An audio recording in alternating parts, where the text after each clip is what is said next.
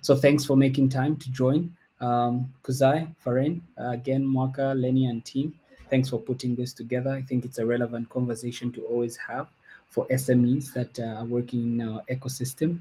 And so the theme and topic for today's session is unpacking the 2024 budget, which was presented by our Minister of Finance and National Planning. So in that context, the budget that has been presented, and that's Dr. Stumbeko Msokotwane. And so in the context of the budget that has been presented, uh, we are this evening will be engaging in dialogue, and we have called on these experts that we have on the call. I'll soon introduce them and let them speak about the work that they do. We have Trevor and we have Changwe as well on the call. I'll soon introduce them. Basically, we've invited them to help us explore the intricacies of this budget and also helping us dissect its key elements and discussing how that impacts the vibrant world of the startup ecosystem and SMEs as well. I would like us, as we have this discussion, not to just think of the small and medium enterprises, but maybe even take the conversation lower to the micro enterprises, right? Because this budget impacts those doing business at that level as well. So the budget has presented quite a number of opportunities, from agriculture to technology, finance to sustainability. And our panelists, as mentioned, will delve into the specific initiatives, opportunities, and challenges that this budget specifically presents. But before we get into that, I would like to believe some people I do not know about the work that we do at Bongo Hive, and I would like to introduce firstly myself and Bongo Hive. So my name, I will be your moderator today. My name is Kabuela Malupande. I manage entrepreneurship programs. I manage entrepreneurship programs at Bongo Hive. So basically at Bongo Hive, we always say we work with great minds that are building viable solutions that change the world. And by that, we do not just mean small businesses and entrepreneurs that we work with across the many different programs that we have, but we mean also key partners, like the speakers that we have today, key players in the business ecosystem that are building and doing work that helps the business environment thrive and also drive the economy forward. So that's what we do at Bongo Hive and the people that we work with. We have 4 key things that we do at Bongo Hive. I know many people think we are a dance club, we are this, but we're not that. Bongo Hive in its name itself, Bongo means the brain, and the hive bit of it, like the bees, it's a hive. So we are a hive of great minds.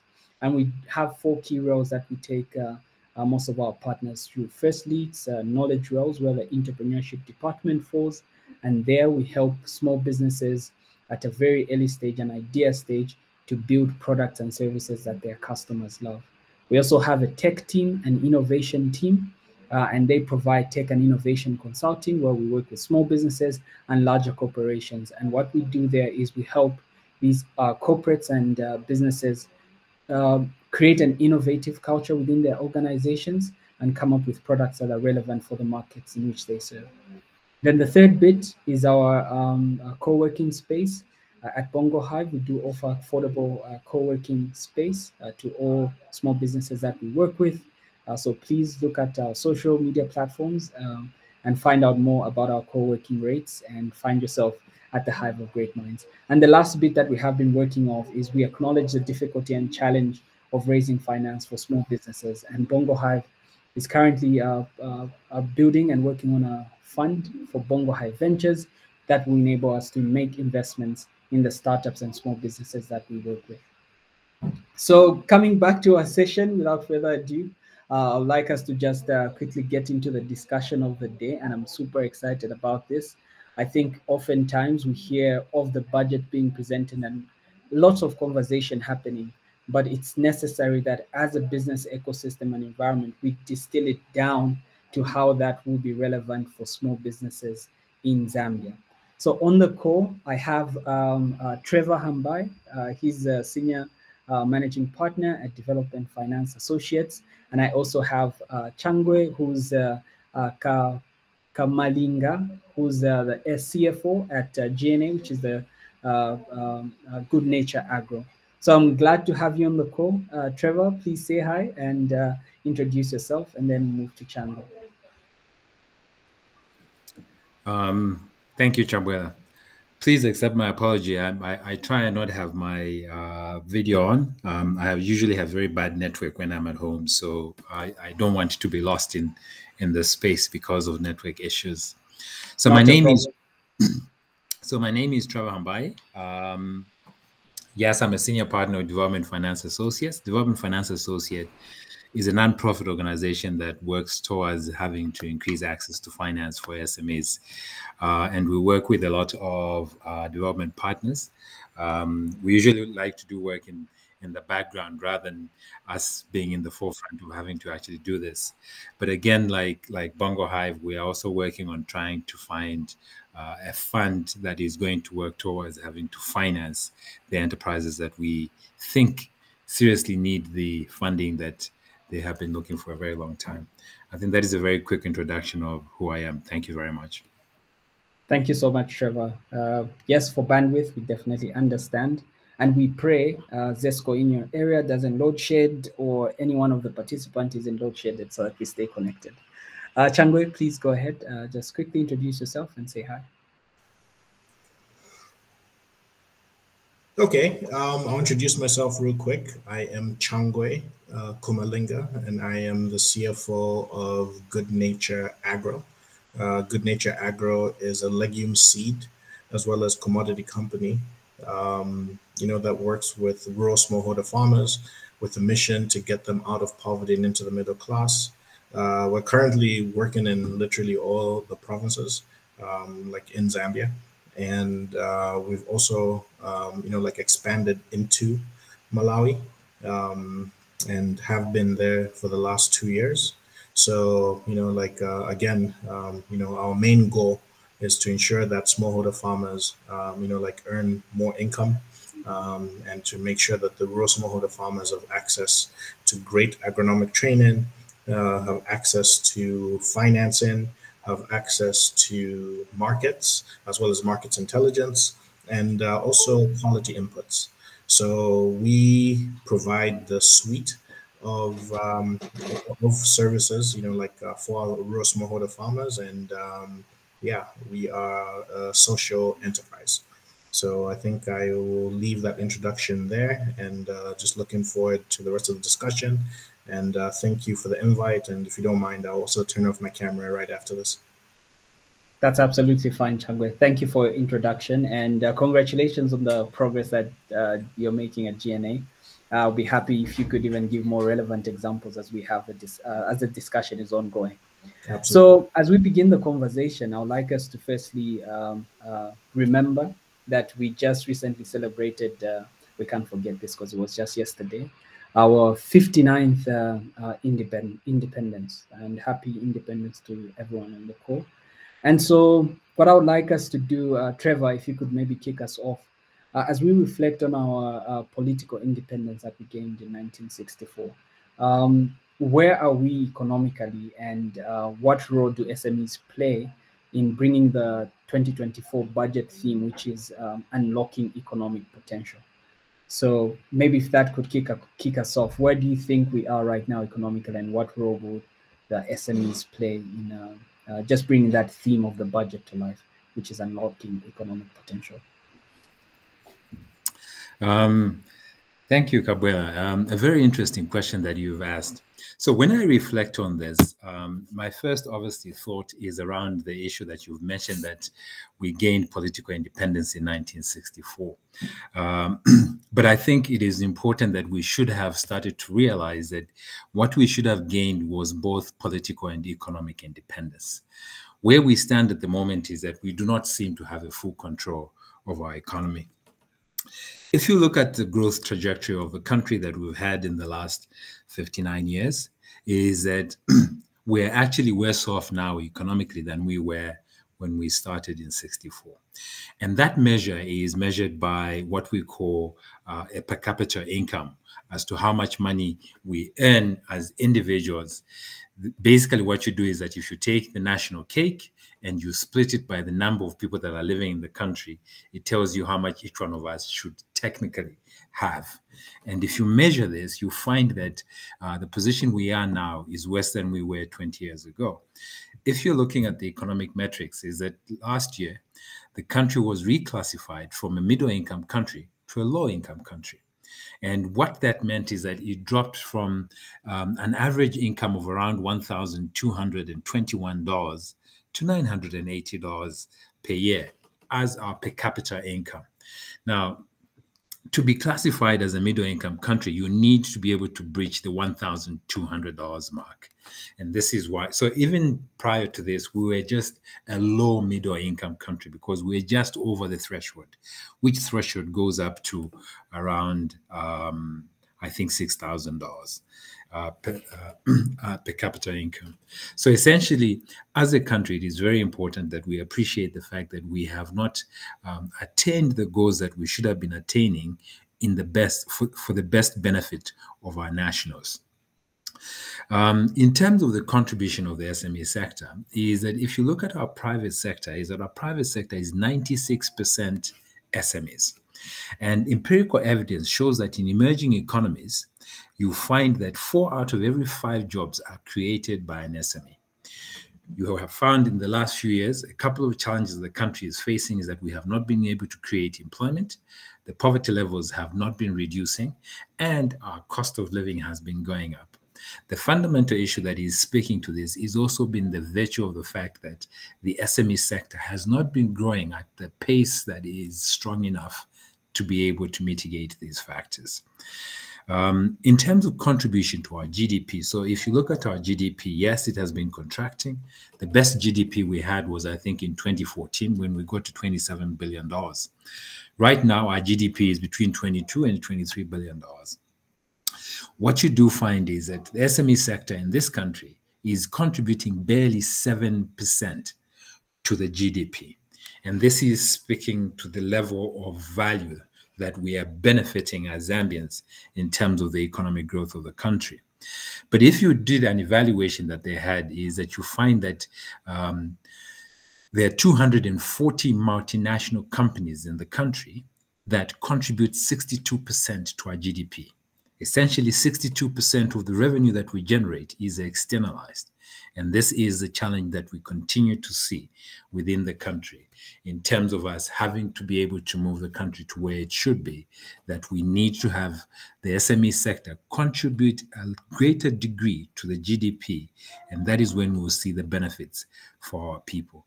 Right now, as a country, we have political independence, which we fight about, but we do not have the economic independence that we seek as a country. Thanks so much, Trevor. I think that was very clearly put together and clear explanation of where we are currently from an economic perspective.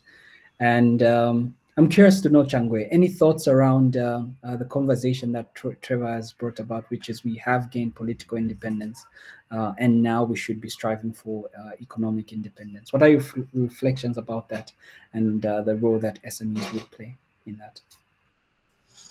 Absolutely. I think, like Trevor said it best. I mean, SMEs are the backbone of many emerging economies, and any developed economy, definitely knows that the bigger the base of middle income, citizens, the better the economy, will thrive, because, middle income, are, literally the mezzanine between low income and high net worth. So most entrepreneurship, most innovation, and most jobs, especially in the big economies that they refer to, the mom and pops, those are the ones that, the money, circles, within the local economy, many times before it is externalized. So I think Trevor said it best by giving you the statistics. If your economy is main income generators are like multinational corporations, and in those corporations they are led by board members and investors that loans or dividends or whatever has to be paid back, you find a lot of externalization of that money. And the disadvantage there is that it doesn't circulate enough within the economy. And for any externalization of funds to happen, there's a huge demand on USD. which then, like creates, like the demand for USD when there's a short supply of it, and hence, has a huge impact on, like the currency, on increase in the currency. So, in terms of like the role of SMEs, I mean, SMEs, like on the continent, like play a huge role. The thing about SMEs in Africa is, in terms of my contribution, is there's formalized SMEs and unformalized, like SMEs. So you find that between the two, of formalized SMEs and unformalized SMEs, like there's a huge contribution of like well over 50% of the jobs, that are created, like within, like the continent. And the interesting split again is most of the unformalized, like are not really contributing towards the tax base at the same layer and level that the formalized, like industry, the formalized SMEs do.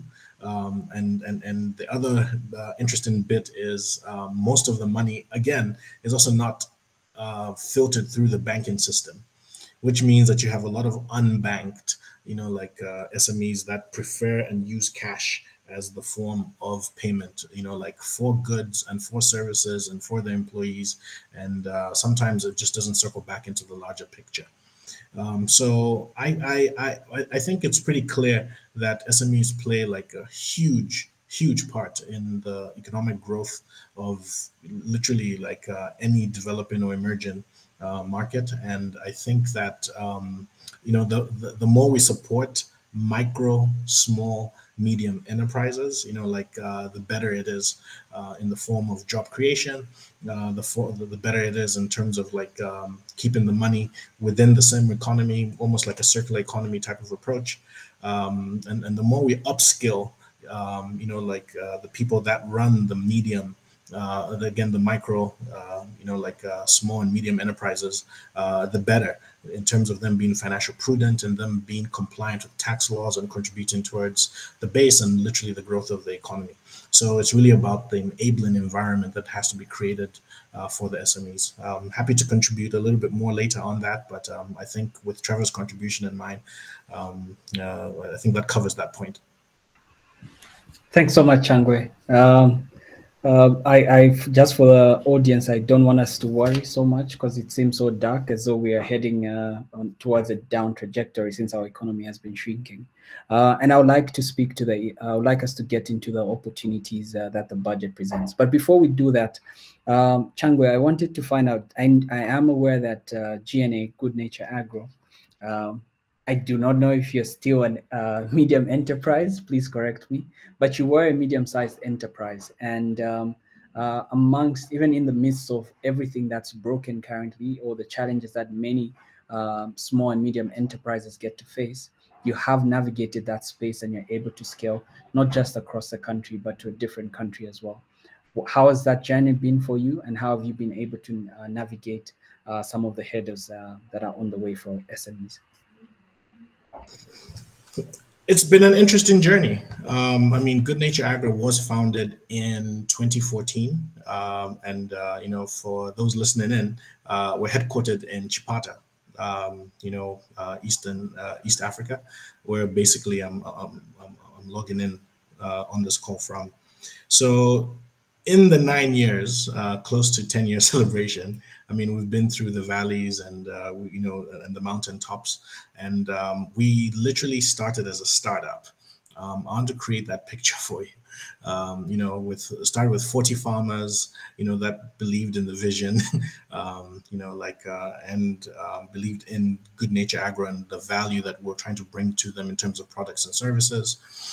We started with 40 farmers, with very little income, which was literally gathered from friends and family and a little grant, and probably revenue of like $20,000 US, like in that year. But over the 9 years, I mean, we've had to go through, like looking at what we usually coin as opportunities and obligations.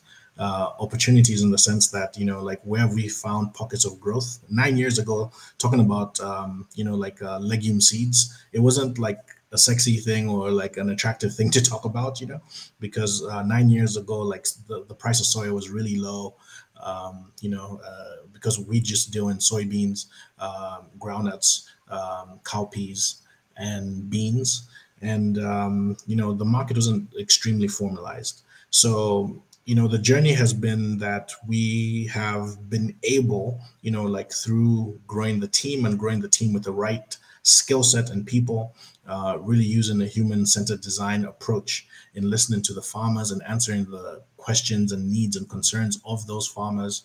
We were able to grow like a business where we found it. We found a niche in being able to complete the circle.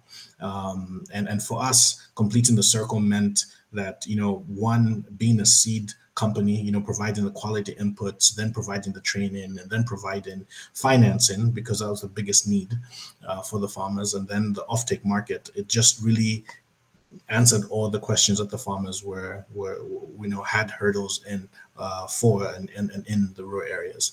So we scaled through using debt, which was very tough, but most of it was external debt from, like out of the country. Then you have to pay back again in US dollars. We grew the business, with equity.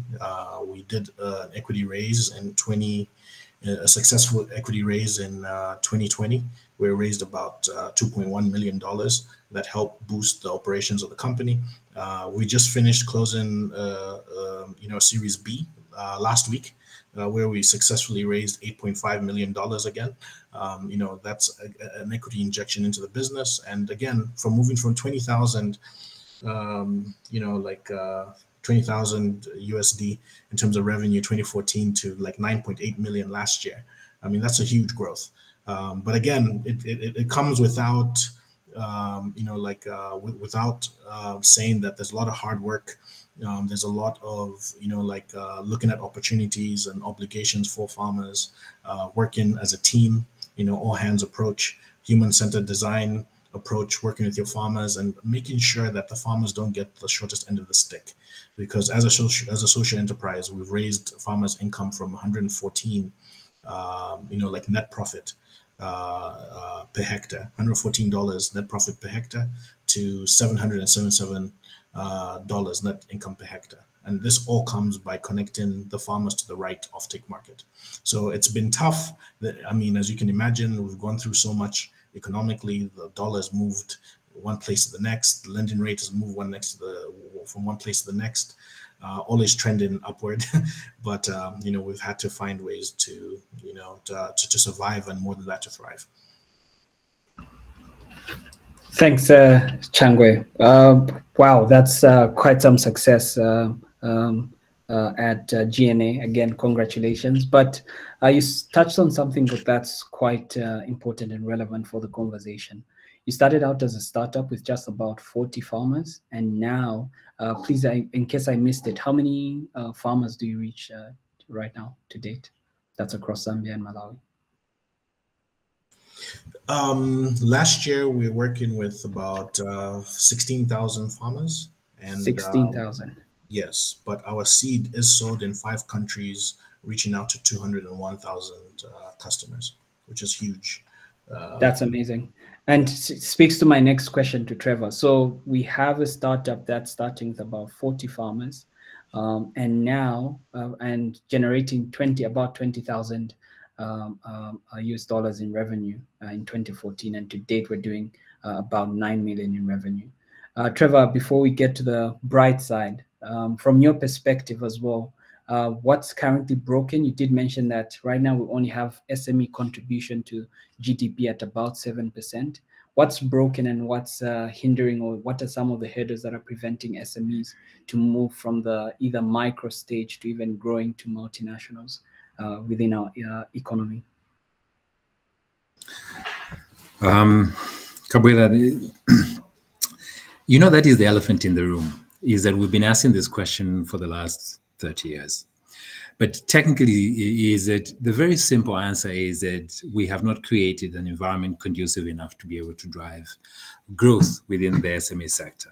There are a number of factors that are speaking to this, but paramount among them is access to capital.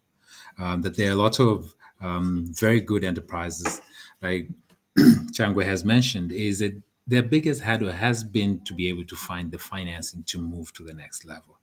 They've probably had a very good strategy in the way they have approached this, in having to be able to speak to external partners and have been able to do a blended finance between debt and equity that has allowed them to be able to do this. But let me just align this in terms of the challenge to our budget. If you look at the 2024 budget as it is outlined, there are obviously a couple of very, very positive things around the budget. The first thing that is positive around the budget is the fact that we have reduced the budget deficit, which is the component that we are, the amount of money we are borrowing to finance the budget. This has reduced to 18%. This is the lowest we've had in the last 10 years, which is a very good thing. When the new Dawn government came into office, the 2022 budget was 42% was debt financing. So essentially is that we reduced it from 42 to 18%. This is very, very positive in terms of trajectory we are going. The second aspect is speaking to the fact that if you look at the budget allocations, the amount of money that's been allocated to all the different sectors within the economy all of it has increased. That increase is an amount of about 40 billion kwacha, which is positive. Every time you're looking at a budget, you want to have a bit more money to be able to spend. But the other good thing about this is that there's been a very small increase in the size of the budget. It moved from 167 billion to 177 billion, which is just a 6.9% increase, which is a very marginal increase, even though we had this large increase in the budget.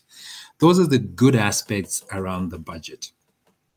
The downside that is there, okay, which is then speaking to where the SME is. Firstly, is that the budget has a macro objective of a 4.8% GDP for 2024, that we want to be able to achieve this. Remember, this year is that we have downgraded our GDP, and our GDP is expected to close at 2.7%. We want to move it to 4.8%. The challenge that is there is that the 4.8% GDP does not deal with the country's immediate challenges. So as an enterprise, is that the immediate challenge that you want to see is you want to be able to see growth in the economy that is going to be able to create employment, that is going to be able to increase your income levels, and that is going to reduce poverty. The 4.8% does not achieve any of those, and that is a very, very big challenge. The third aspect that is also a very big issue for the SMEs is the fact that we still have a very large domestic areas in terms of debt. One of the areas where SMEs are able to find the liquidity to be able to run their operations is the payments to suppliers and contractors. That amount is $2.4 billion that government owes. The budget for 2024 proposes only to pay back 6 billion kwacha, which is just over 10% of the actual amount that they owe. So what you will see is that the challenge around liquidity is going to continue into 2024, which will still constrain the capacity of SMEs to be able to grow. What this will do is that it also creates a greater opportunity for FDIs to come into the country to be able to take advantage of all the opportunities that are there, where the Zambian SMEs is also not growing. And this is a very big challenge. The third aspect that is going to affect the SME sector is that you do find the fact that I mentioned the increase in the allocations of all the sectors in the budget. That amount is around 40 billion. And then you ask yourself, where is this 40 billion going to come from? So 12 billion is going to come from a saving that they made from having to pay debt service on the international market. It has reduced from 18 billion to 6 billion. That 12 billion they've transferred towards the economy. The other 33 billion is going to come from domestic taxes.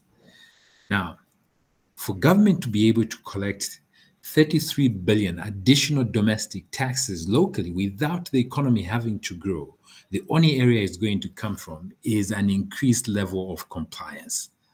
that increased level of compliance is going to directly affect the SMEs, is that they'll be squeezed by Zambia Revenue Authority to ensure that they are meeting their tax obligation.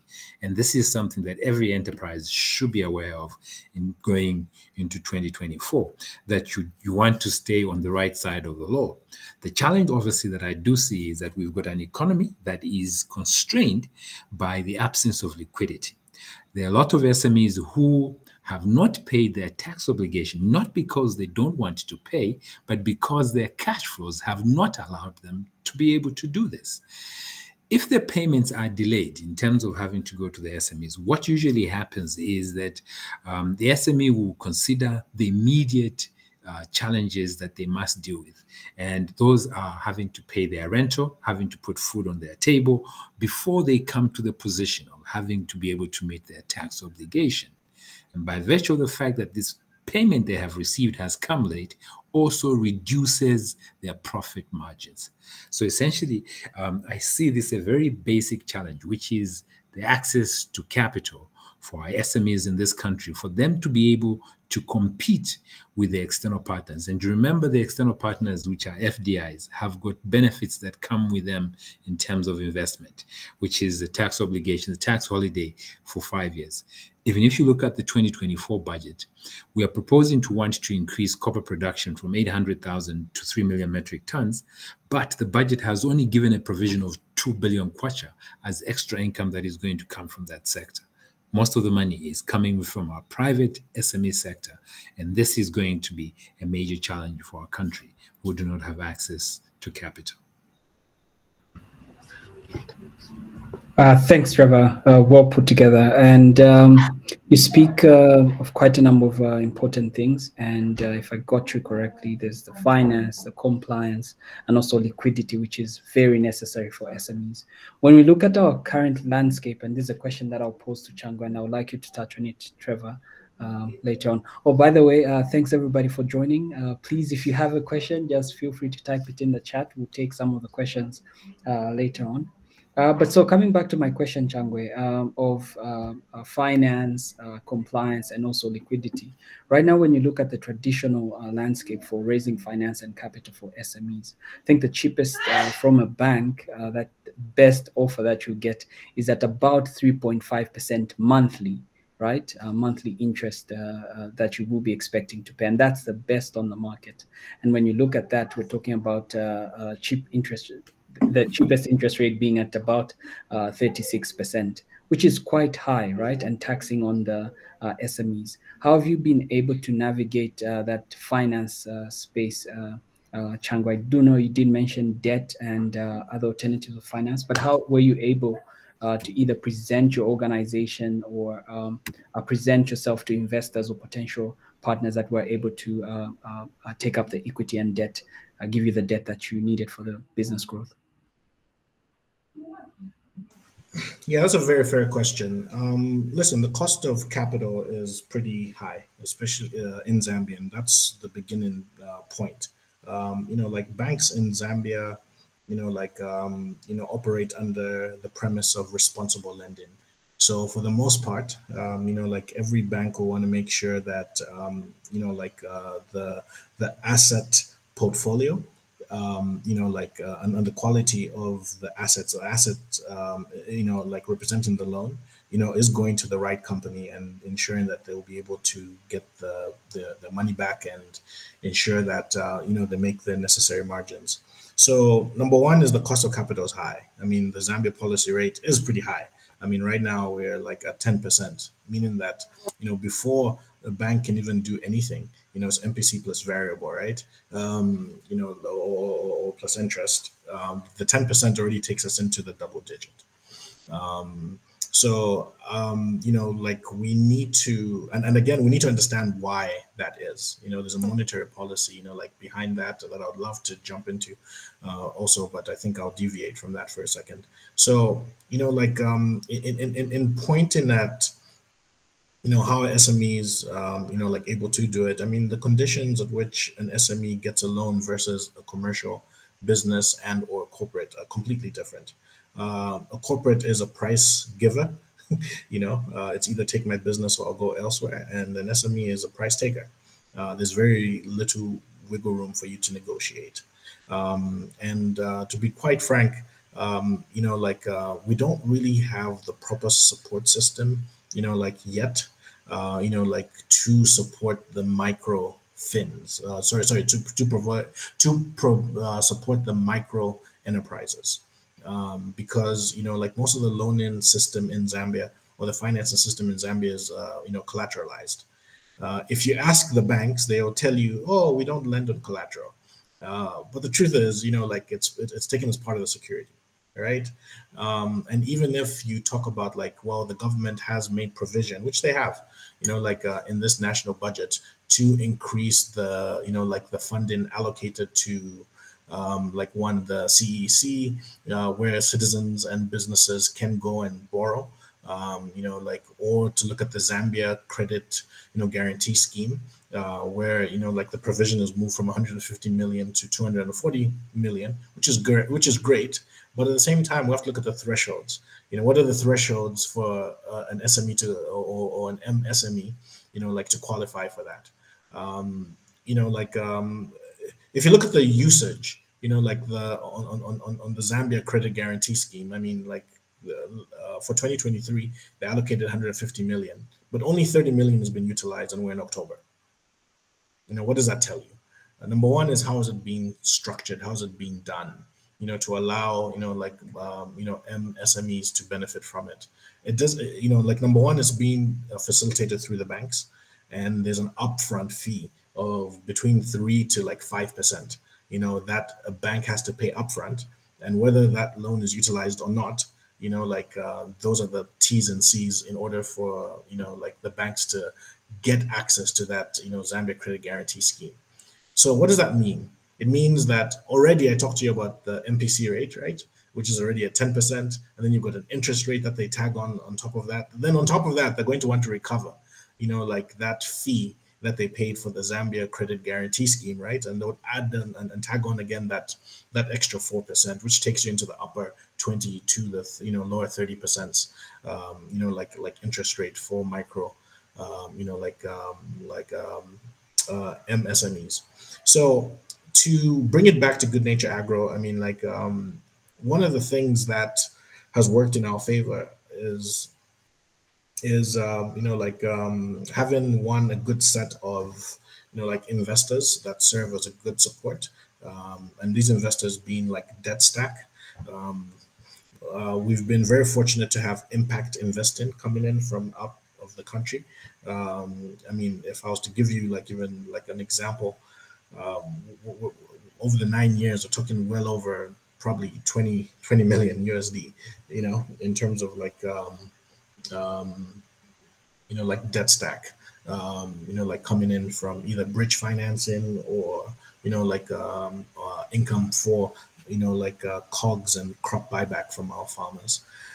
So we've had, positive EBITDA in some years, which has helped us out. We've had, some net profit in some years, which really helped us out. And it hasn't been an easy journey. However, when you are dealing with impact investors, there is some wiggle room in terms of what type of impact are you trying to, bring for rural smallholder farmers, and there is a little bit of grace. However, it does come with extensive due diligence, where they have to put trust in the team and in the system and your model, and it's never an easy task to complete. However, it's so worthwhile when you are asset light.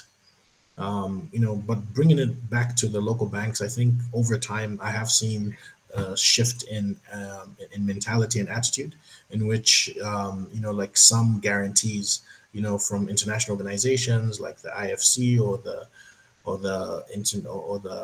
Ministry of Finance or the European Investment Bank, or even the Zambia Credit Guarantee. I mean, they do serve as a means to reduce on the asset-based on the asset-based lending. I'll just call it what it is.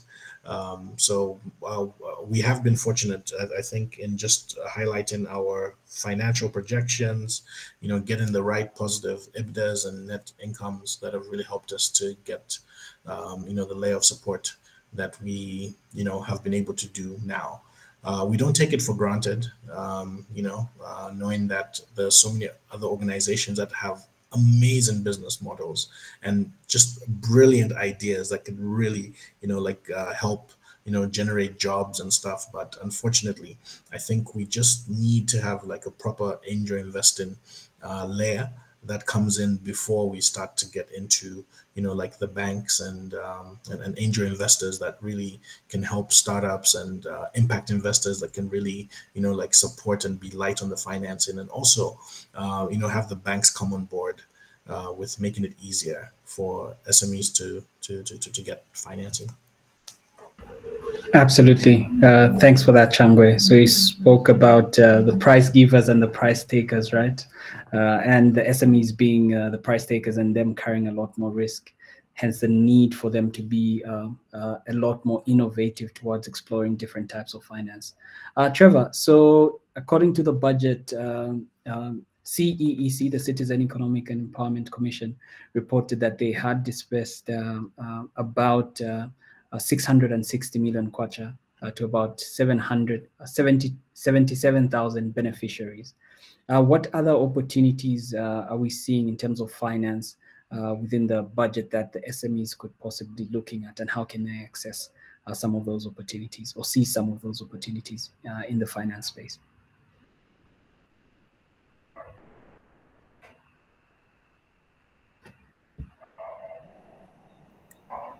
Sorry, Kabuna, that question is mine, right? Yes. Let me just repeat it quickly. Yeah, so I was just mentioning, I think Chango was giving examples of the different types of finance and approaches that they used to be where they are today. And I was mentioning the fact that CEEC reported about 660 million that they dispersed to about 77,000 beneficiaries. And wanted to hear your perspective in the context of the budget. What are some of the opportunities that are there for finance, and besides just the citizen economic funds that the SMEs could be looking at? Okay. Thank you for that question. So essentially from the budget is that you must consider the aspect that government is always pushing an agenda or trying to get the financial institutions to be able to increase their capacity to be able to provide financing to SMEs. But I think we all know the basic challenges, that the criteria under which the financial institutions are going to do this starts from excluding the SMEs before we even start, and that makes it very difficult. In terms of the funds that are in the budget that have been allocated towards having to support SMEs, firstly is obviously the one that you all know about, which is the ones to CEC. Now, CEC has been allocated 397 million kwacha for 2024. It's basically the same amount they had the previous year. I think the previous year was 391 or something. And what you do find is that the allocation, the one that they've been talking about, the 660 in terms of disbursement, was a combination of the 2021 and 2022 put together in terms of their disbursement, and they were actually announcing it in 2023. So that is, but you'll also have, there are specific challenges that we must appreciate in terms of having to access funding from CEC. Is that CEC still has the inherent challenges that we've had around political interference. We've also had the issues around corruption that is actually within the system that makes it so difficult for SMEs to actually access the funds based on merit. The ones that mostly do this is that the major component are accessing these funds through political connections. And this is also corrupt because some of the money has to go back to the ones that have issued it. And this issue we needed to be able to resolve. If we genuinely want to be able to achieve sustainable growth for our country, we can't continue to do exactly the same things and expect a different result. We had needed the funds that go to the CEC to be disbursed through a private hedge fund, that there's a third party that is actually managing this. And then it also takes away this issue around everybody thinking that any money that I have gotten that is government money through CEC is free money that I do not have to pay back, which is also another problem that we do have, is that we needed to be able to deal with this. The other area where the government has put money in the budget to support SMEs is CDF. Now, if you look at the amount that is with CEC, it's 319 million kwacha. It is a very small amount of money. If we break this down, it basically means that every province in the country, out of our 10 provinces, each one is getting 39 million kwacha. 39 million kwacha is barely $2 million for every province in the country to be able to drive economic growth. Is far from sufficient. The total amount of money that is in the budget that is speaking to supporting SMEs is less than 1%. And then we are saying that we expect that the SME sector is going to drive economic recovery in the country without financing. Is that sector required to have a minimum of 28% for us to be able to achieve the goals that we want to achieve. We are at 1%. You find that we have spent more money in social infrastructure, health, education, around 17 to 20%, and we are spending less to build the growth of the country. So the other money that is available for SMEs is obviously in the CDF, the Constituency Development Fund, that they have increased to around 31 million kwacha for every province. So for every constituency. And in that component, there is 900 million kwacha for every constituency to be able to distribute in youth and women empowerment. So that is a greater amount of money there is there. That is the biggest portion of funds that are available for SMEs that is in the budget before we even talk about CEC. But other than this, obviously, the credit guarantee that has been mentioned, which has been allocated 350 million kwacha. But again, there are challenges that we haven't dealt with it. The basic problem that we usually do have as a country is that we like this copy and paste thing, that we cannot just copy and paste a credit guarantee scheme from Malaysia and think that it's going to work here. The first thing that I usually talk about is the fact that, firstly, the financial institutions have got a colonial financing criteria. We're still using the one that we had from 1964, which is under the British rule, which does not speak to our current economic environment and the challenges that our SMEs are having. Is that we needed to be able to change this, which is the same thing that you do find around the Lusaka Stock Exchange and the Securities and Exchange Commission, is that we are using an international criteria that is not speaking to us as nationals, and then we are not able to meet these criteria that they are giving.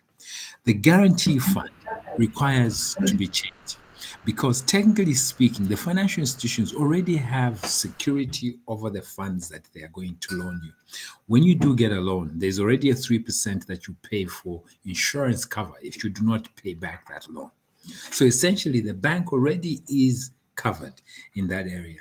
The second one is that when you do actually get the guarantee and then give it to a financial institution, we are back exactly where we started from, where the SME will not access the funds because they do not meet the criteria before we even get to the position of talking about the backup guarantee.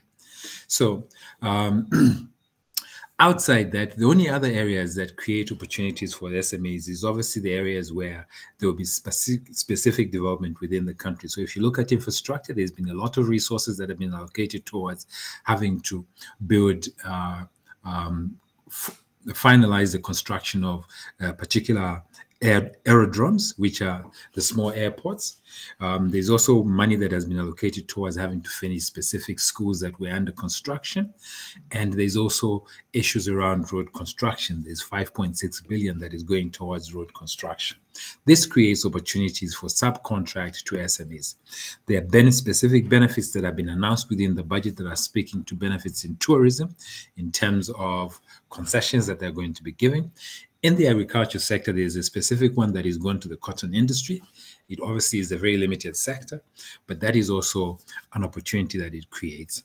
The thing about these issues that you do see in the budget is that it is not possible for you to wake up and say, I'm going to take advantage of them today.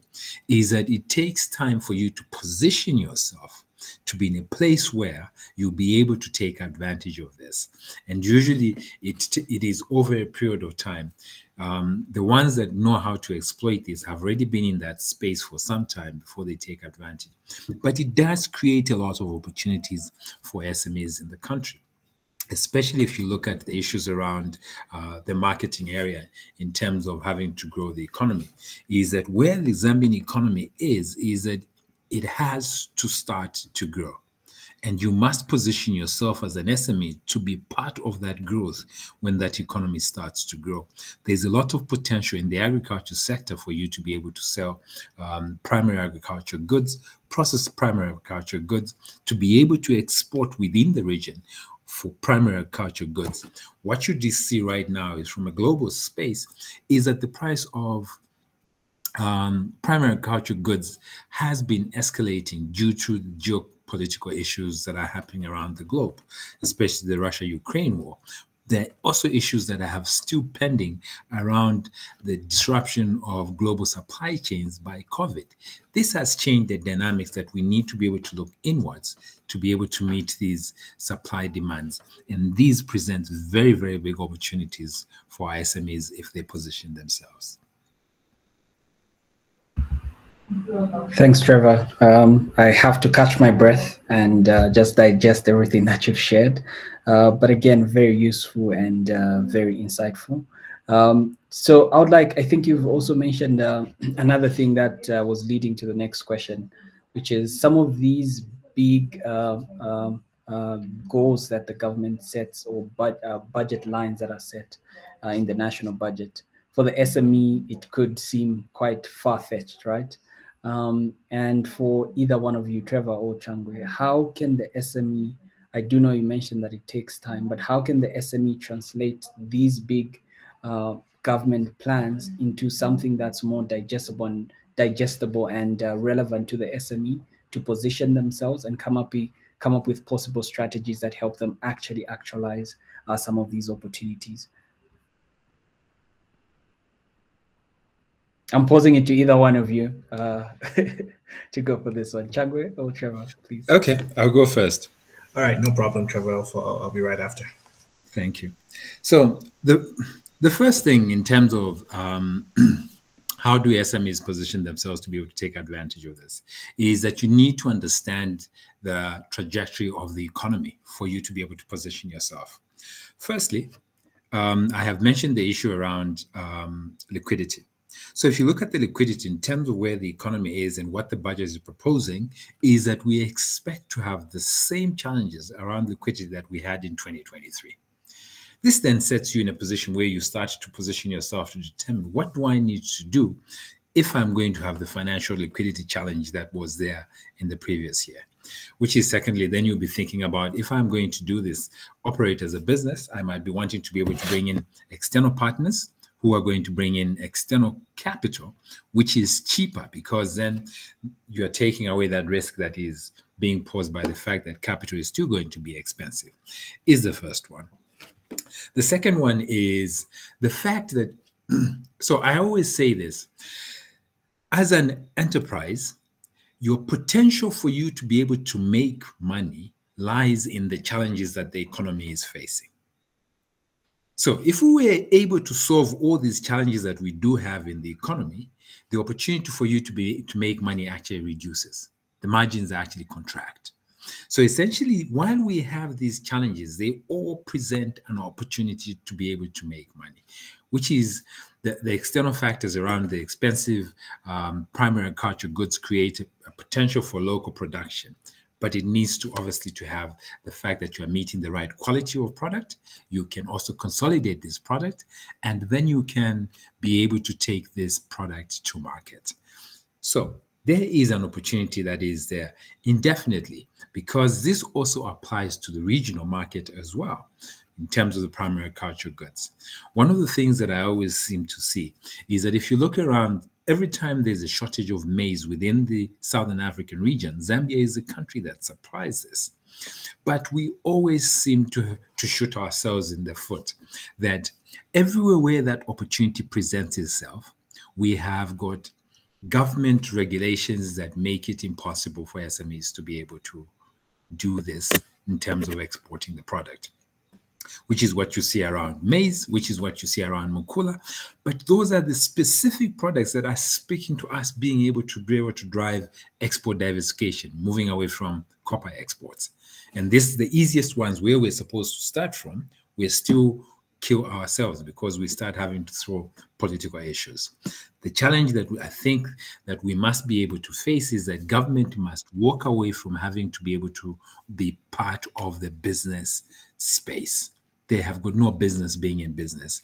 We need this to be driven by the private sector. And this then will change the dynamics around how we are able to generate the wealth that is directly going to benefit the Zambian people. Thank you. Thanks, Trevor. Okay. Changwe, please go ahead. No, listen, Trevor said a lot, and there's really like a lot to digest, like in the two, statements. But in regards to taking advantage of the like the economy, I think Trevor said it best when he said that number one is you need to have like an acute awareness of where the economy is going. Now, I wanna stress that there's two economies, right? There's your local economy, and then there's your global economy. And those two need to be in sync. Zambia is not like an island of its own. I mean, we operate in regional economic communities, such as COMESA and SADC, and we're treaties with other countries.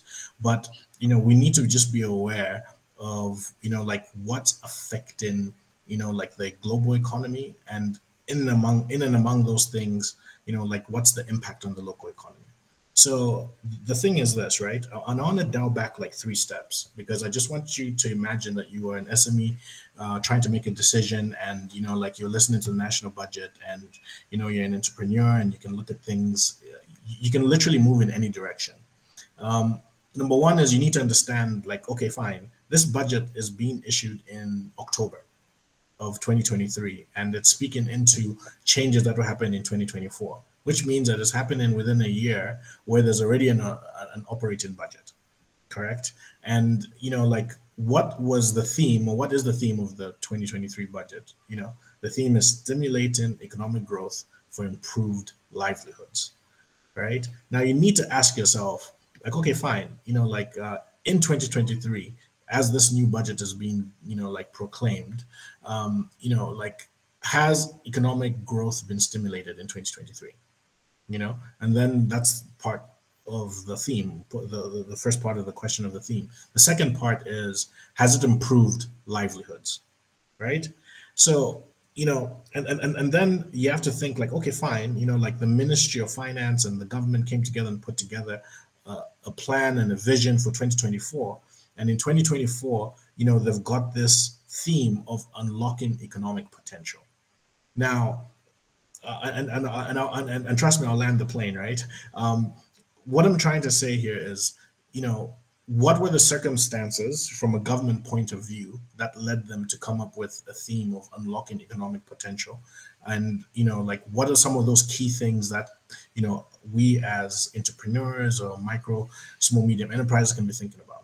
So when the government made its 2023 budget, we didn't know what our debt restructure would look like. We didn't know what, like things would be in terms of conversations with our credit holders, right? But in 2024, we announced the budget in October, but in June, we had a position.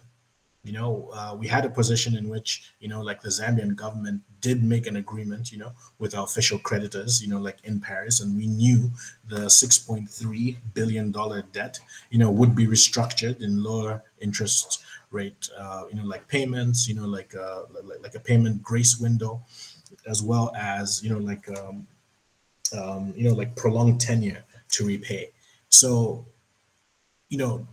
speaking to the theme, if you know that you don't have to, because Trevor talked about the 12 billion that we didn't have to pay, right, in terms of like payments because of the grace window. So then you can plug that back into your economy, and then it goes into the different sectors and the different areas where even SMEs can benefit. But like another thing that I want to mention, like in coming back to the unlocking economic potential, is when the time of the budget was being done, like we have 4 mines in Zambia, 4 big mines in Zambia that really help us bring Forex. But then at that time, which is still now, only 2 are operational. right? The other two are not operational because of flooding and, like because of, some other challenges that happened with previous owners. So we're operating like not at our full potential. So when the government has the aspiration of like, hey, we need to, start to mine 3 million, like metric tons, and we're only trying to get to 800,000, that's a huge gap that needs to be fulfilled. And there's a whole lot of investment that needs to happen there. So in coming back to the local economy and coming back into the global economy, we have to be honest. The global economy is going down. The projections were like operate at 3.5% in 2022, and in 2023, that prospect is reduced to 3%. Why? There's climate change issues, there's tightening of monetary policies by advanced economies, there's high inflation, cost of living in the developed nations. I mean, people are crying out. Even in Zambia, there's high inflation. And then there's also the one war, that has really affected a lot of things, which is the Russia-Ukraine war. And now there's an imminent war declared, between Palestine and Israel. All these things do have an effect, like on the global scene, which ultimately also affects your local economy. So when we come to opportunities, I love what Trevor said. It's really about innovation. Like what problems are you trying to solve? Within the economy, what problems do you think you as an SME can be a partner to the government through a PPP, or like what other problems can you solve, with the government by essentially, providing a product or service that services the people or helps the government.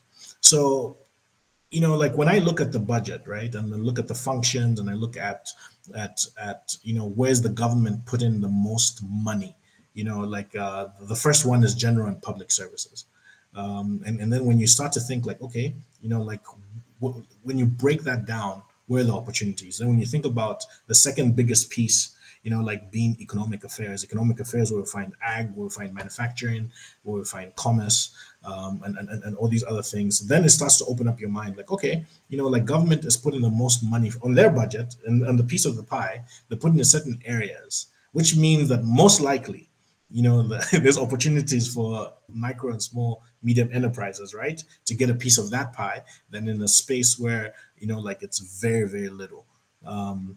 And this is how I would approach, looking at like opportunities. And then when I look at those opportunities, because I know where the money is going, right, then I start to ask myself, which one of these places do I have a skill set and a passion, where in the good times, come rain, come sunshine, come the storm, I'll still be able to weather it because I'm passionate, not just about making money, but creating a solution. Bongo Hive is really good at, really looking at solving, like world issues, using like some human design center thinking, using those innovation hubs. But there's a lot of places where I find sometimes people are not looking at the obvious wins.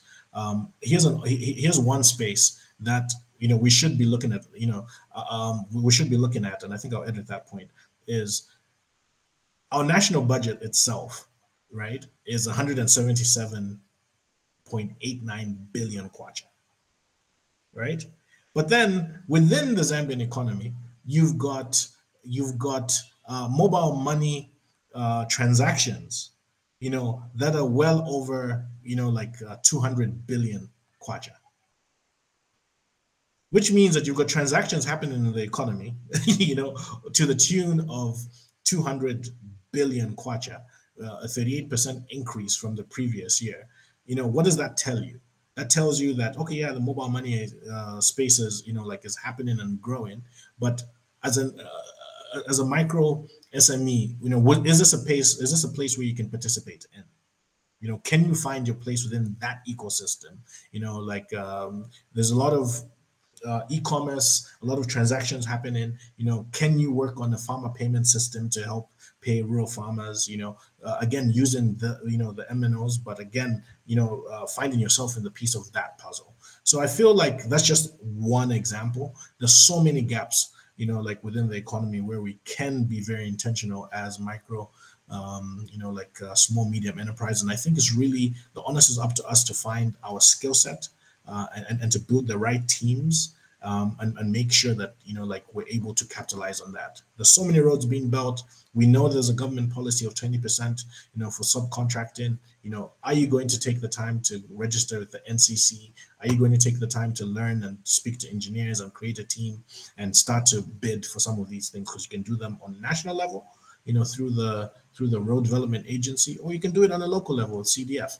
So again, it's really about picking your battles and knowing where you are in the value chain and what you're trying to achieve. Thanks, Changwe. Again, I really have to rewatch this whole webinar to just and find time to just digest all of this. But I would like to open it up for questions just shortly. But before I do that, Changwe, I think you've led me into the next question that I was just about to ask, and you've touched on it, which is around some key areas that would be attractive and where opportunity would lie for small and medium enterprises that are seeking to either grow or start businesses. You've mentioned the financial infrastructure that's already been built around mobile money. You've talked about the roads. There's agriculture opportunities and agriculture tech for livestock breeding and disease surveillance.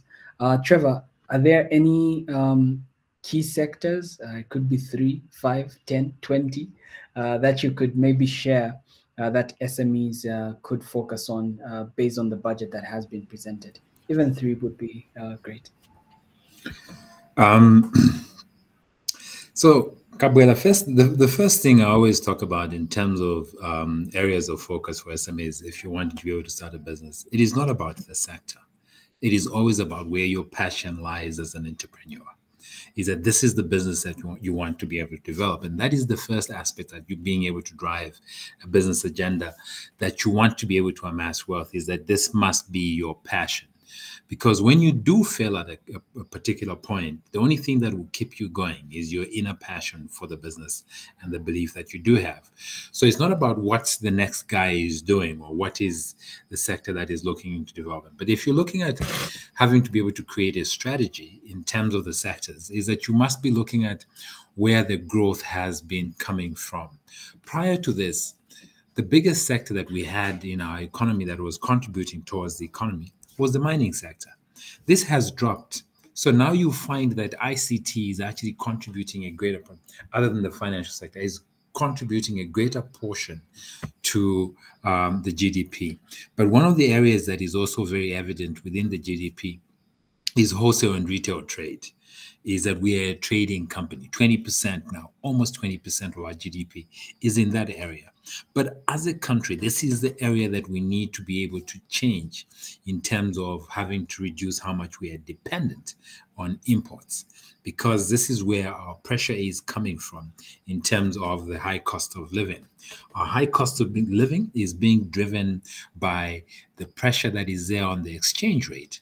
Any movement on the exchange rate directly impacts on the price of goods and services because we import all our goods.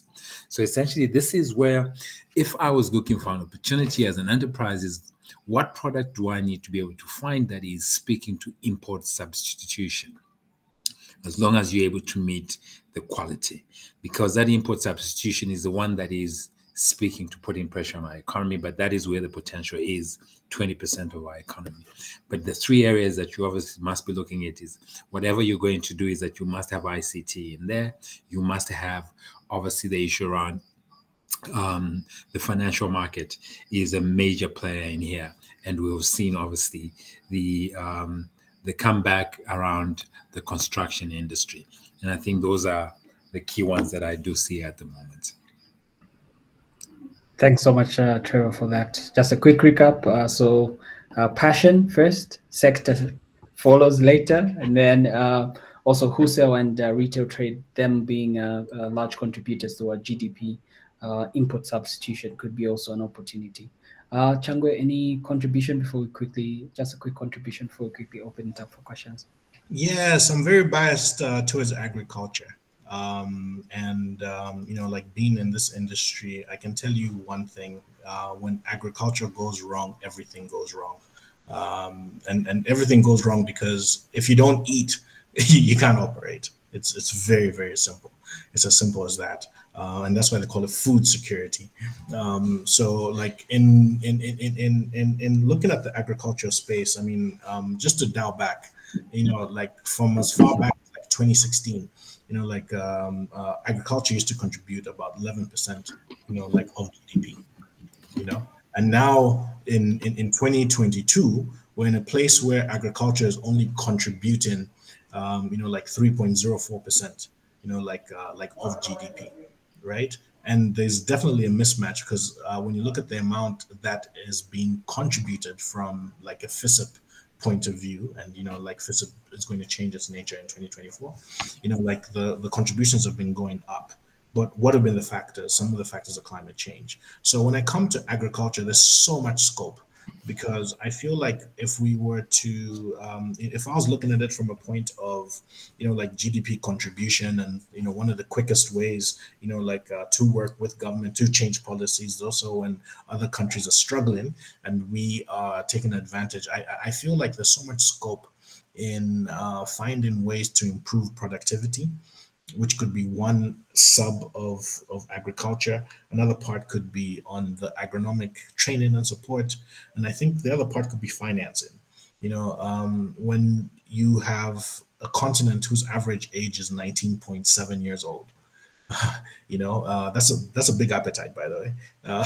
And then on top of that, when you start to think about the financing gap, where you have close to 92 million 92 billion financing gap, like for, for farmers, like on the continent of Africa. There's such a huge scope, like from a micro, small, small and medium enterprise, like to find the space to provide cheaper services, like for smallholder farmers that help improve productivity, because then you're entering into the volume game. How many farmers can you serve, with that product or with that solution? I think next to that, like around agriculture, I would definitely look into the ICT space. Zambia, we have a lot of tech gurus and people who are so passionate about creating apps or creating like opportunities that bring a lot of convenience, because I think that's where the world is going. The world is going towards that space of like convenience, and that convenience means more adoption like of technology and technological solutions. So I feel like with that huge gap that we have between our rural, peri-urban and urban in terms of ICT, there's such a huge scope, and I think if a bunch of or let me not say a bunch, but if a few like SMEs would come together, create some kind of consortium and work with the government to create ICT solutions, especially with Elon Musk company. What's the name of that company? Starlink. With Starlink coming Correct. there's going to be just so many opportunities that do open up, but it would be too expensive for the rural farmers. But if there are some programs, that could be stretched around health or around education, around social protection, and like any other like piece, there's so much material that could benefit like the country. So again, that really all stems from ICT, because if you've got the systems, you've got the technology in place, you can really like enter into any industry, any sector, any space, and make a huge difference. So I'll limit it to those two, because I think those are the most obvious for me. I won't speak about mining because we need to diversify away from it. Although I do recognize that a lot of mining licenses have been made easy, like for people to register their business and make sure the government gets a piece of the pie, as opposed to encouraging illegal mining. So there is quite an opportunity there. Zambia is endowed with natural resources, but I feel it's really the time to move away from that space and start thinking about farming blocks, irrigation, move away from the one farming season. So lots of opportunities in agriculture and ICT.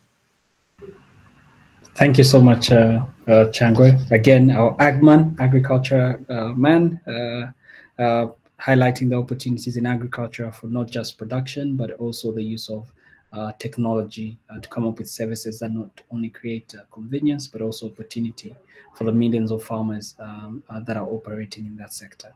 I would like to open it up for questions. And please, if you have a question, just raise your hand. I'll be happy to take the first two questions if we have any.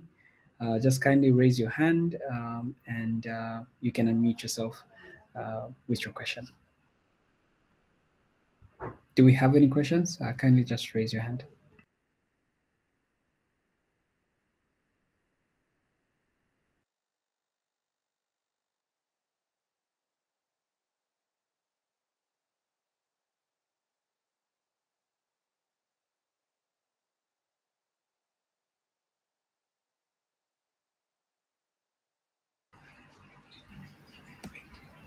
I always say there are two sides to this. Either the explanations were very good or it was so bad. So I hear you, Trevor. But it's been very, very insightful. And I think the goal always and the challenge, oftentimes we see the disconnect with the SMEs, and every time we have such an important conversation like the national budget is, like I mentioned and like you've perfectly highlighted, is just translating all of this information that we get to receive into actual, tangible, or clear ways in which SMEs could either grow their initiatives, grow their platforms, and grow their small businesses that they are running. But maybe as we wait for it, that's if we will even have a question.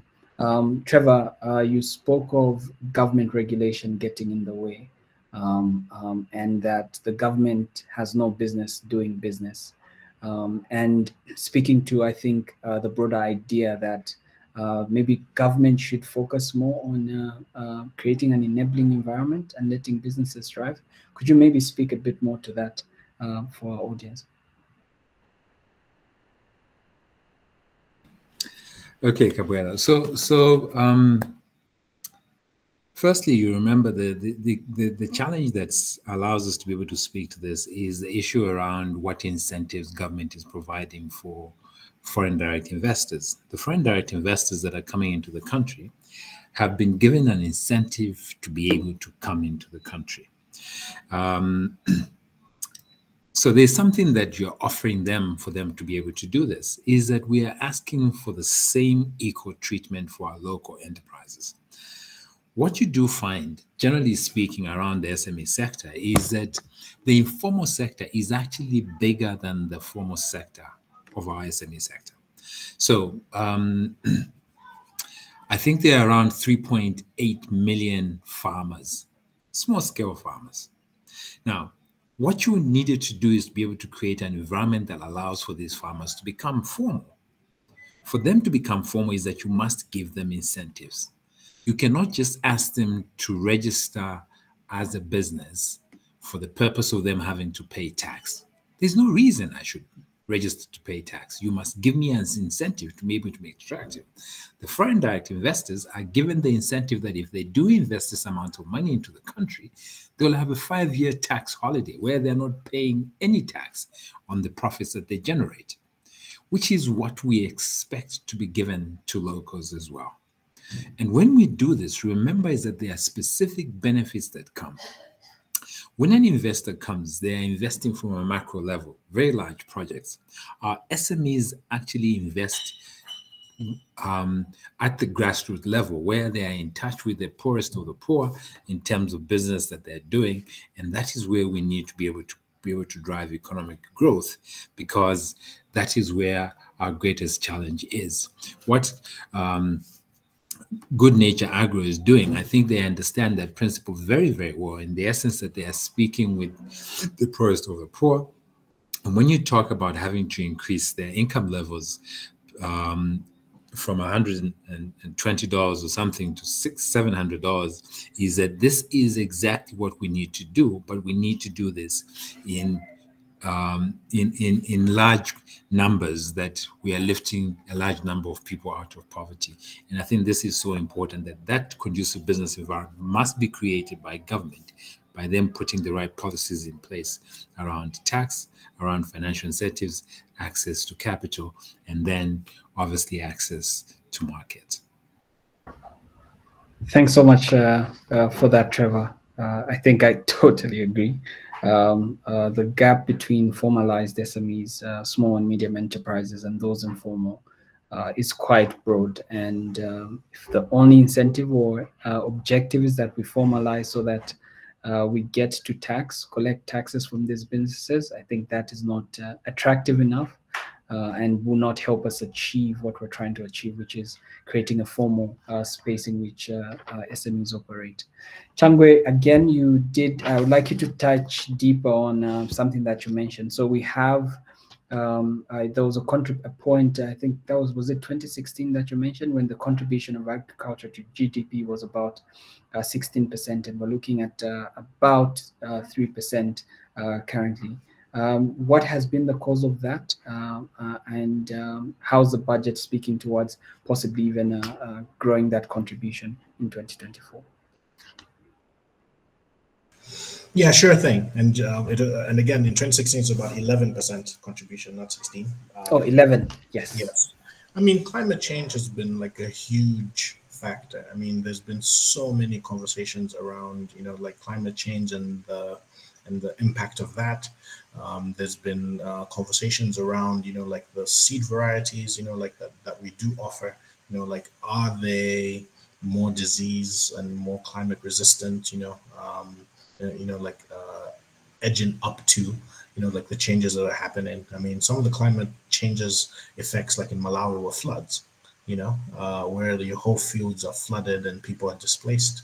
We did have a bit of that in Zambia, where the disaster, unit had to come in, but, and a huge, like component of that has also been the increase in the price of fertilizer. What's making the price of fertilizer high is, like one is we import quite a bit. Uh, you know, yes, there is some local production of fertilizer, but you find that the ingredients of it are still imported, which still makes the price, like relatively high. Because then you're subject to what, how the dollar is faring, and the dollar hasn't really fared that well against the greenback. So, when it comes to like the use of fertilizer, and also like sometimes for some farmers lack of crop rotation, and unfortunately our farmers, for the most part, like are taken advantage of, because they don't have, like yeah, access to market intelligence, which is prices. No one's really going to the rural area to give the farmer the fair deal. Usually, briefcase buyers or aggregators will do that, and with a capitalistic mindset of buy extremely low and sell extremely high. Um, but again, when you're talking to a huge corporate, they're a price giver, and I feel personally that a huge easy win is really just to help on the agronomic support that's being provided to smallholder farmers, especially in the rural areas. I feel like if we are able to, one, also give the right type of fertilizers to the farmers. I think our FISIP program right now hasn't been very strategic yet in terms of like looking at the soil mapping and the soil types. You get your compound D uh, in some spaces where the soil is acidic and you need more lime, as opposed to just more components of fert. So Correct. yes, I'll tell you this. I hear a lot of people say, "Oh, there's so much land in Zambia and we can grow so much more." But then when you look at other small, more developed countries, they actually farm way more, on a small piece of land than we do on a larger piece.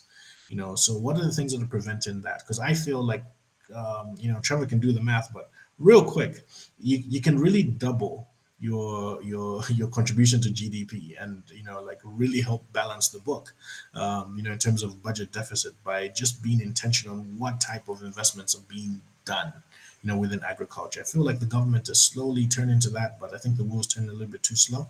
And this is where the private sector comes in, because again, it's the private sector should always be the biggest driver, like in every economy, and not the government. The government are there to provide and facilitate the environment, not necessarily to be the ones who are driving all the businesses. So I feel that Yeah. if we support on the food front, and give the farmers better access to market, be very transparent, especially contribute on the export side of things. We'll bring in forex, the farmers will earn more, and we can really help contribute towards towards the GDP growth. So agriculture is an easy win. Thanks, Changwe. I think you've spoken about productivity, increased productivity in terms of yields, could be per hectare, and also just productivity from a cost of inputs that the farmers get to receive. We have two questions, and I have to be mindful of time. We have 5 minutes on the clock. I can see Enoch. So Enoch, please just unmute yourself, and please make your question very concise and to the point. And if you can direct it to any one of the panelists, that would be great. So Enoch, and then we'll move to Soneka. Hello, Kawela. Thank you very much for the opportunity. Really enjoying the conversation. I have a question that's directed towards Trevor. So Trevor, you talked about the opportunities that we can look at. Oh, by the way, my name is Enoch, as you can see, representing Motive Online Retail, which is a startup company that specializes in selling groceries and other commodities to tertiary students. Yes. So now, Trevor, you talked about a heavy reliance on importation when we talk about retail and wholesale. So that means we need to divert towards manufacturing more. Yes. But one thing that I've noted that has hindered our manufacturing sector is the high cost of manufacturing on the secondary level. So if I can give an example here is if I want to be manufacturing books, notebooks, and everything that has to do with paper, that means I have to go into, currently we don't really have a robust secondary industry that manufactures paper. So the paper that will be used by the tertiary industry to manufacture finished goods that will be needed by the general populace. So this has been one of the biggest challenges that we have so far. Quite right, we on the primary sector or industry, we're doing fairly well. Talk of agriculture, mining, and all that. But my question here is, how do we bridge this gap between the primary all the way up to the tertiary so that we can effectively add value to what we produce in from our raw materials? Thanks for that, Enoch. Trevor, if you can speak to that question. I think he was talking about the import substitution that you did highlight. Thank you, Enoch, for that question. So to answer your question is that I would need a bit more specific details regarding what industry you're talking about. But the one that you mentioned, which is having to be able to say manufacture educational books or something, is that if you've been following the global trend, is that everybody, including the Western countries, have outsourced their manufacturing processes. All their manufacturing is done in the Far East, in China, in Asia, Malaysia, in Pakistan, because for some reason they have been able to cut their labor costs there to be able to manufacture these goods.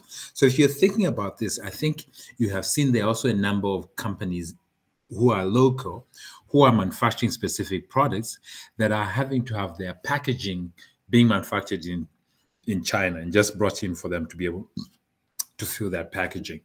So it is also important for you to do, because the challenge that we do have locally is that unfortunately government has not put in place policies that protect the local manufacturing industry, which is that a product that is imported into this country must always be more expensive than a local one. But we do find a position where local products are more expensive than imported ones. And then the second aspect is that the local products must meet international standards in terms of the quality of the product so that they are competitive with the products that are coming up from outside the country.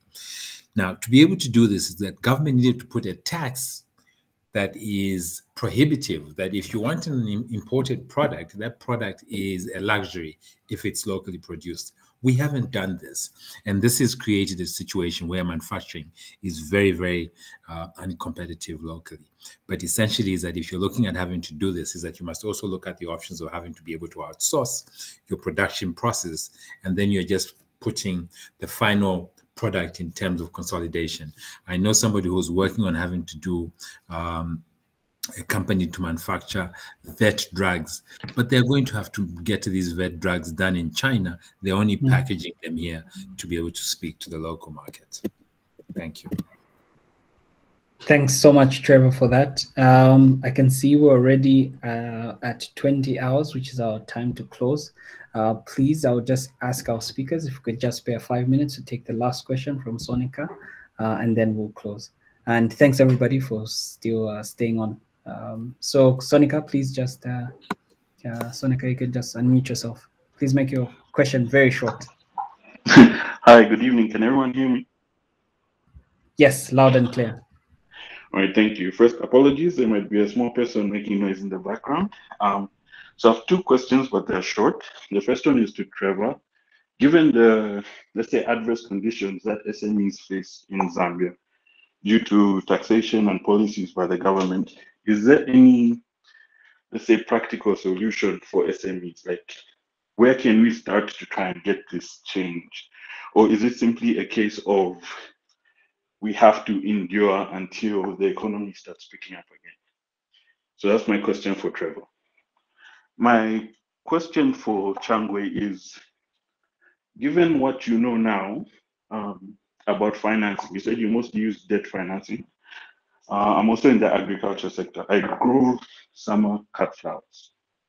Would you still go ahead with focusing on debt financing, or would you look more towards equity?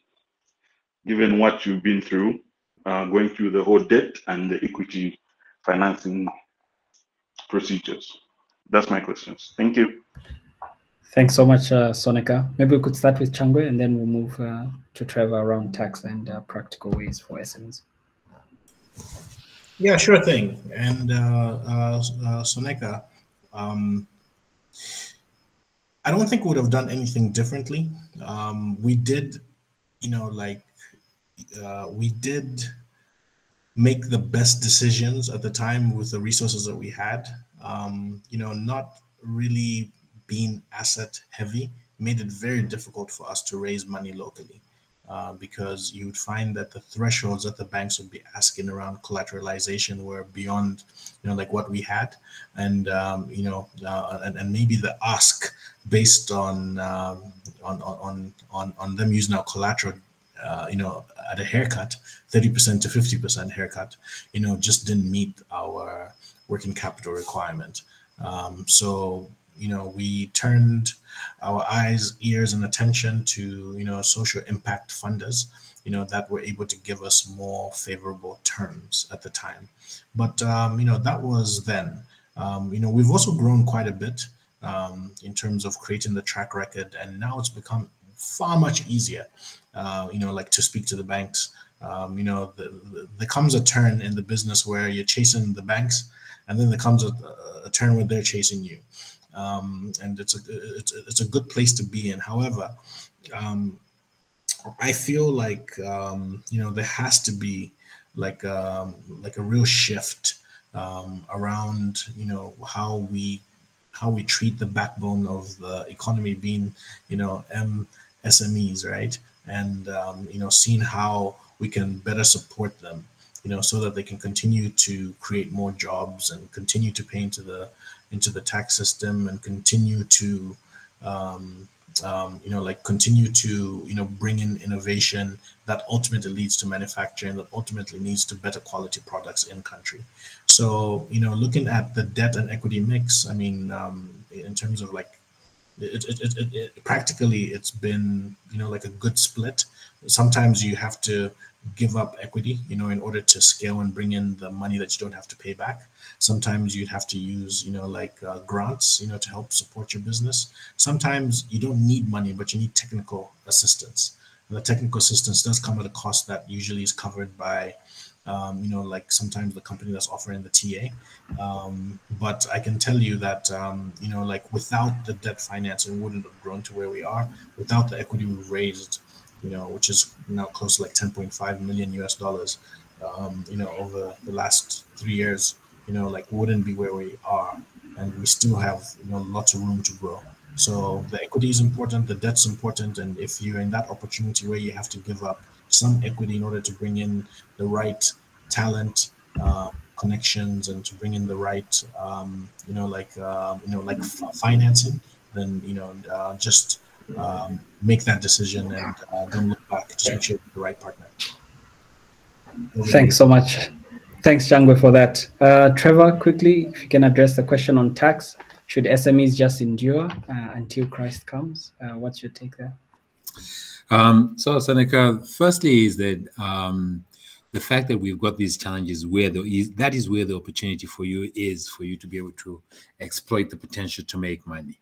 The interesting aspect, you will find that a lot of people generate the most amount of return in a position where the country is at war, because then the margins increase. Once you have sorted out all those differences, all the issues that are creating a challenge within a country, the margins start to shrink. So essentially is that as an entrepreneur, you continue to drive the agenda of being able to say that you want to amass wealth by growing your business. There are those of us that are in the space of having to advocate for the changes that are necessary to be able to make this environment a lot better. We continue to do this, but for you is that as an entrepreneur, you still should be able to find the opportunities. Remember, irrespective of where the economy is, all the issues around economic growth are still in motion. The issues around the need for food, the issues around infrastructure growth, the issue around health, the issue around tourism. There's still people that are actually traveling for purposes of tourism. All those things are still in play, and you need to be able to find the space that is going to allow you to be able to take advantage of this, while you are hoping that an improvement within the ecosystem is also going to make it a lot easier for you to do this. I hope I've answered your question. Indeed. Thanks so much, Trevor, Changwe, and thanks to everybody who's been on the call. I think definitely this conversation was worth 2 hours, but unfortunately, due to a technical challenge, we have to end it, and that's just around an hour, 40 minutes. So thank you so much for rejoining, regardless, even despite the technical challenge that we had. But before we do that, Trevor, Changwe, under a minute, what would be your final thoughts, or what's a question that you would have loved me to ask you? Just under a minute, if you can address that.